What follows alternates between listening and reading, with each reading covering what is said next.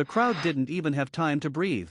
Because the second that familiar heartbeat echoed through the arena, everything inside the WWE Universe stopped. The lights cut to black, the Titantron flickered, and for a split second, everyone thought it was another tease, another manipulated mind game from Paul Heyman's Vision faction. But then that voice hit. That deep, commanding, bone-chilling voice. "Acknowledge me." And when the lights came back on, Roman Reigns was standing there. No music. No entrance fireworks. Just him, cold, focused, and angrier than the world has ever seen him. The crowd didn't even cheer at first, they screamed. Because after 8 months of silence, injury rumors, and betrayal, the tribal chief had returned. And beside him, standing like a silent storm, was Brock Lesnar. The shock that shattered the arena. The Vision faction had just finished their celebration of dominance. Paul Heyman, yes, Paul Heyman, Roman's own wise man, had spent months assembling what he called the next evolution of power. Led by Solo Sikoa, the Vision included Carmelo Hayes, Braun Breaker, and a shocking last-minute addition, Austin Theory. Heyman bragged every week that he had finally evolved beyond the bloodline, that he had created a future where WWE didn't need kings or thrones, just visionaries.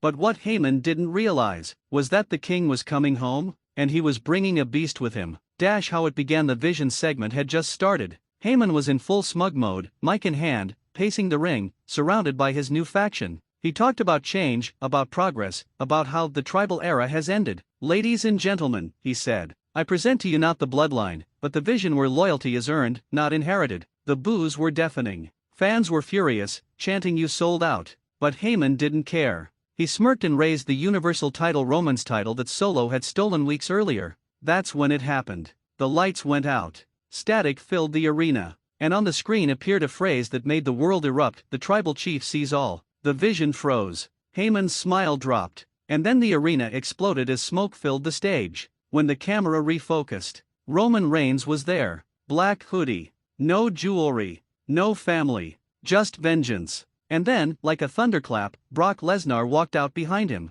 The unholy alliance. You could feel the air leave the building. Because for years, these two men destroyed each other. WrestleMania main events. Blood. Broken tables. And now they were standing side by side. Fans were chanting "Holy St" non-stop. Even the commentary team went dead silent. Roman didn't even speak at first. He just glared into the ring, at Heyman, the man who had once promised to never betray him. Heyman's face told the entire story, pure shock and terror. Then, Roman finally lifted the mic. 8 months ago, they said I was done. They said the empire fell. But I don't die. I rebuild. He paused, pacing, his eyes locked on Heyman. "You built a vision without me? You think you can replace blood with business? You forgot who made you, Paul." The crowd erupted. And before anyone could blink, Brock stepped forward, took the mic, and growled, "And I'm here to help him bury you." The Vision froze. Solo stepped in front, defiant but visibly shaken. Heyman was begging under his breath, trying to calm the situation. But it was too late. Roman dropped the mic. Brock cracked his neck. And all hell broke loose. The brawl of the century. Lesnar hit Theory first, launching him halfway across the ring with a German suplex that nearly broke him in half. Carmelo tried to run, but Roman caught him mid-sprint and Superman punched him clean out of the ropes. Braun Breaker charged, screaming, and got speared into oblivion. Solo Sikoa was the only one left standing. He looked at Roman, his own cousin, and didn't flinch. "You ain't the chief anymore," Solo shouted. "You're just another man I gotta put down." Roman smirked, wiped blood from his lip, and said, "Then let's see if you can finish what you started." The two collided like wrecking balls. The crowd lost their minds. This wasn't wrestling, it was a war. Every punch echoed. Every slap sent shockwaves. But it was Brock who ended it. Solo got too close to the ropes and Lesnar ripped him out of the ring like a ragdoll. Then came the F5 through the announcer's table. Heyman fell to his knees, screaming, "Brock, stop, please." But Roman didn't stop him. He just stood there, breathing heavy, eyes locked on Heyman. "You made this bed, wise man," Roman said coldly. "Now you're gonna lie in it." The Vision is dead. By the time officials rushed down, the ring was a massacre. Bodies everywhere.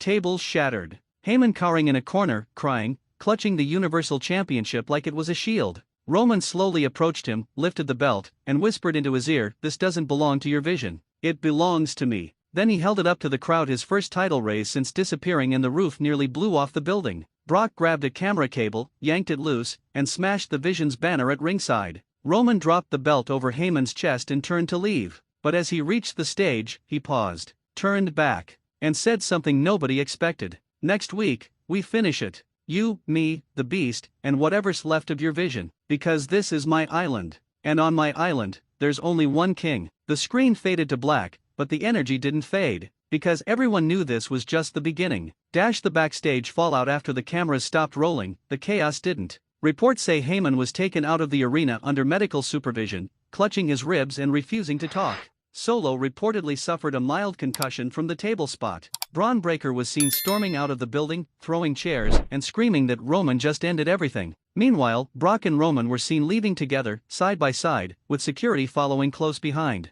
But not like they were enemies. More like an unstoppable unit. This alliance, this nightmare combination of power and destruction had officially changed everything. The backstory that no one saw coming. Now here's what most fans didn't know. Roman and Brock's alliance wasn't born tonight. It started months ago quietly, secretly. Sources close to WWE Creative leaked that Roman and Brock met at the Performance Center weeks ago. Apparently, Roman reached out after hearing that Heyman had begun recruiting younger stars behind his back. According to the insider, Roman said, "If Paul's building something new, then we'll tear it down together." And Brock agreed on one condition. "When it's done, I want one last match. You and me. No belts. Just blood." Roman accepted. So yes, this alliance isn't permanent. It's built on revenge and survival. Two predators teaming up not out of friendship but out of necessity. And that's what makes it terrifying.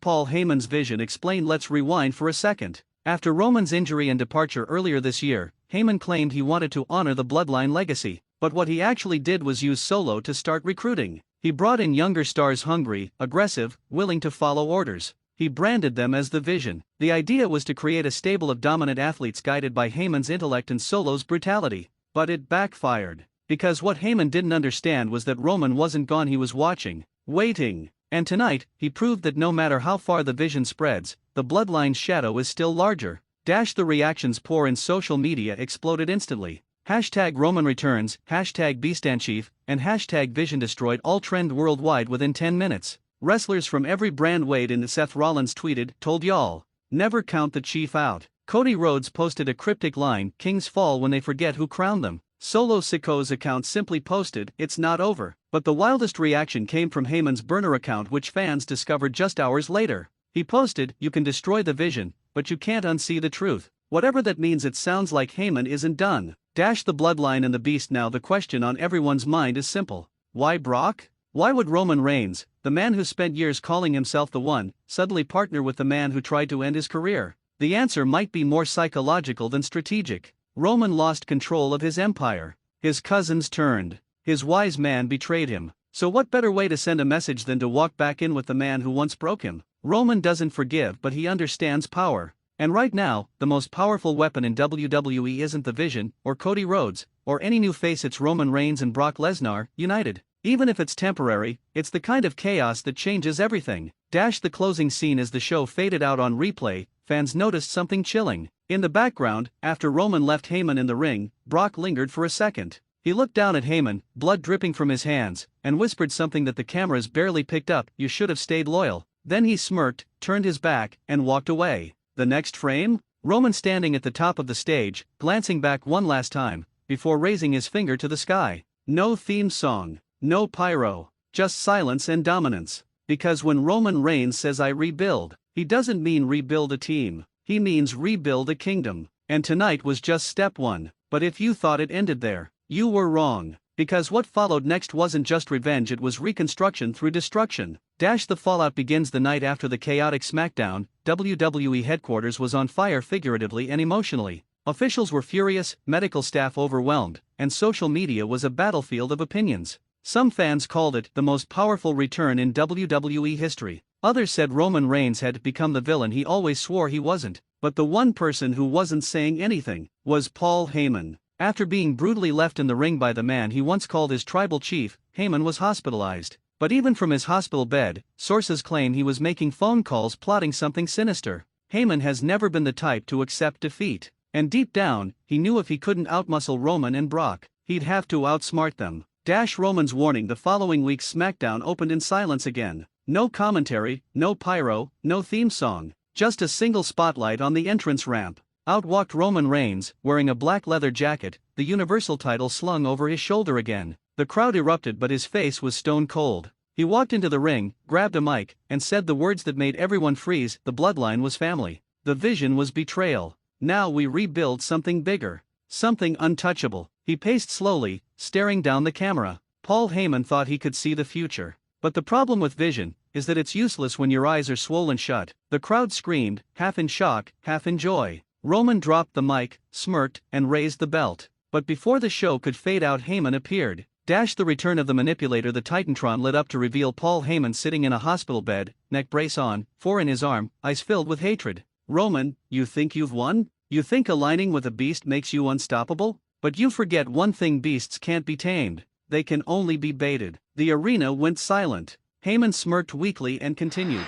While you've been playing king, I've been rebuilding. The vision isn't gone, it's evolving. And next week, my new disciple will end your empire once and for all. The feed cut out, leaving the fans stunned. Roman stood motionless, expression unreadable. But then he turned to the camera and simply said, "Then bring him." The arrival of the new disciple. The next SmackDown was pure electricity. The crowd knew Heyman was about to unleash his new disciple. Rumors flooded social media. Some said it was Gunther, others thought it might be Randy Orton, or even Bobby Lashley. But when the lights went out and the Titantron glowed blood red, the truth hit harder than anyone expected. A massive silhouette appeared on the screen. Then, the camera zoomed in to reveal none other than Jacob Fatu. The crowd exploded. Jacob, the former enforcer of the Bloodline, the man who was once hospitalized after a backstage assault months ago, was back, and he was standing beside Paul Heyman. Heyman raised Jacob's hand and declared, "This is my vision now, pure, unfiltered power. The Bloodline broke him, but I rebuilt him." Roman's eyes narrowed. Brock Lesnar cracked his knuckles. The war had just been reignited. The Beast and the Chief versus The Vision Reborn. That night's main event was announced as a contract signing for the upcoming pay-per-view. Roman Reigns and Brock Lesnar versus Jacob Fatu and a mystery partner, Heyman's choice. But the signing never stayed peaceful. It turned into pure carnage. Roman sat on one side of the table, Brock on the other, both in silence. Heyman rolled in on a wheelchair, still wearing a neck brace, flanked by Jacob Fatu, who looked more vicious than ever. Heyman began talking, as only he could. "Roman, I raised you. I protected you. I gave you power. But when you bit the hand that fed you, I found someone hungrier. Jacob Fatu doesn't acknowledge you. He'll erase you." Roman smiled coldly and said, "Then let's stop talking." Before Heyman could blink, Roman flipped the table, Brock jumped over it, and chaos erupted. Roman speared Fatu through the barricade, Brock went after Heyman, and backstage officials rushed the ring to separate them. By the time the show ended, the arena was in shambles again. But everyone watching knew. This was now personal. The training montage and backstage build-up. Over the next 2 weeks, WWE ran exclusive clips of Roman and Brock training together. Roman was shown sparring with MMA fighters, sharpening his speed, while Brock trained on his farm, flipping tractors and tearing through obstacles like a machine. Meanwhile, Paul Heyman was seen working with Jacob Fatu, feeding him clips of Roman's past betrayals, manipulating him psychologically. Heyman whispered, "He left you to die, Jacob. He didn't visit you. But I did. I made you stronger." Jacob's eyes burned with vengeance. The vision was no longer about young stars. It was now about one thing: revenge. The night of reckoning, Payback. The pay-per-view opened with one of the loudest reactions in recent memory. Roman and Brock entered to a deafening roar, while Heyman rolled out with Jacob Fatu and his mystery partner. And when the partner was revealed, the internet broke again. It was Solo Sikoa. The betrayal cut deep. Roman's own blood had chosen Heyman over family. Roman's face said it all: heartbreak, fury, disbelief. He looked at Solo and muttered, "You were supposed to carry this, not kill it." The bell rang, and all hell broke loose. The match that broke everything. The fight wasn't about wrestling, it was about legacy. Roman and Jacob started the match, trading brutal blows. Jacob overpowered him early, throwing him like a ragdoll. Roman answered with a Superman punch, but Fatu didn't go down. He screamed in Roman's face, slammed him into the corner, and hit a devastating Samoan drop. Brock and Solo soon entered, and it was chaos. Brock destroyed Solo with suplexes across the ring, but Solo kept getting up. Heyman stood ringside, screaming orders, tears in his eyes, torn between fear and pride. Then came the turning point. Heyman slid a steel chair into the ring. Solo picked it up and aimed for Brock, but Roman intercepted, spearing Solo in half. The crowd exploded. Roman turned toward Jacob, but Fatu hit a super kick out of nowhere, then a moonsault from the top rope that nearly crushed Roman. He went for the pin. 1, 2. Brock pulled him out. Lesnar grabbed Jacob, hoisted him up, and hit an F5 through the announcer's table. Roman crawled to his feet, blood dripping from his mouth, eyes wild. He looked at Heyman and screamed, "You did this. Then, in a shocking twist, Heyman stood up from his wheelchair, revealing he'd been faking the injury all along. He laughed maniacally and yelled, "You taught me, my tribal chief. Always stay 3 steps ahead." Then from the crowd another figure appeared. Carmelo Hayes, one of the Vision's original members, returned and attacked Brock from behind with a pipe. The final act, the ring was pure chaos. Solo and Fatu double-teamed Roman while Brock tried to fight off Carmelo. Heyman screamed into the mic, "This is the Vision. The empire you couldn't see coming." Roman fought back with everything in him. He headbutted Fatu, speared Solo, and turned just in time to knock out Carmelo. But then,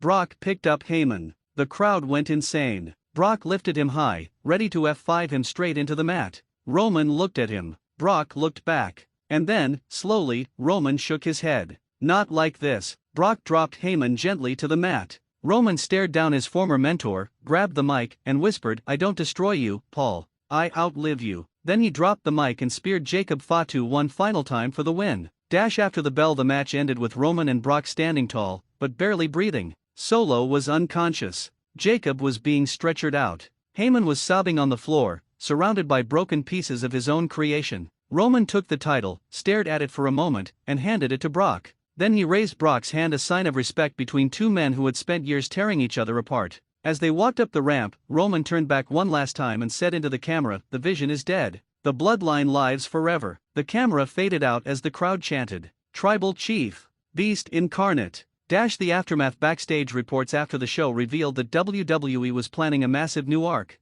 Roman and Brock versus a reborn Vision faction led by none other than Paul Heyman and Jacob Fatu. Heyman, in an exclusive interview the next day, simply said, "Every empire falls eventually, but the Vision adapts." Roman, meanwhile, posted a single photo on X, a black and white image of him and Brock shaking hands. Caption, "Enemies by history, allies by purpose." The internet exploded. Everyone knew this alliance wouldn't last forever, but for now, it was untouchable. The real message: this story wasn't just about betrayal or revenge. It was about dominance, about legacy. Roman Reigns and Brock Lesnar didn't just destroy the Vision. They reminded everyone that no matter how much WWE evolves, no matter how many new factions rise, the foundation of this business was built on beasts and kings. And when those two forces unite, the world stops. The closing moment, the final SmackDown before the next event, showed Roman sitting alone in an empty arena after the show ended. He looked around at the silent seats, the blood-stained mat, and whispered to himself, "I rebuild. Always."